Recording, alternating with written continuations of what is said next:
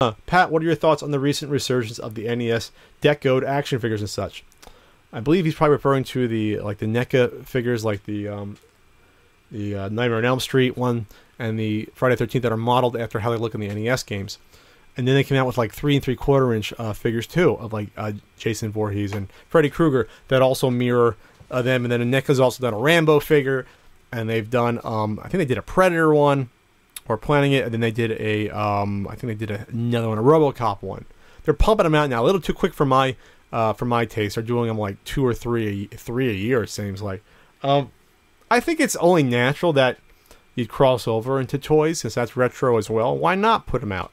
Since people are interested in it, and there aren't a lot of video game figures that come out in general. I don't think there's not a lot of like Nintendo figures that come out. They do have some of the little guys, but action figures, not really. I remember they had in the 90s. I think they had figures that came out with like Ocarina of Time and things like that, early 2000s. But why not? Why? You know what? They should put out action figures of maybe games you never heard of. But why couldn't Nintendo put out little action figures? You know, of I don't know, Danny Sullivan. That would be nice. No, but seriously though, there's a lot of cool properties out there where I think people would buy a Battletoads figure. I think people would buy a Bionic Commando figure if it came out. People would buy. I'm not talking like retro style, like 3 3/4 figures, or even like, you know, the 5-inch figures from like the 90s, like the X-Men figures.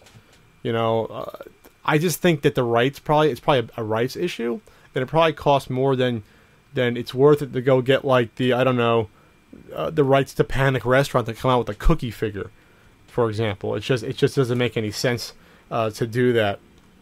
So, cookie figure, huh? Yeah, why not? But we'll see. I think you'll see more toys, and you'll see more companies getting into it.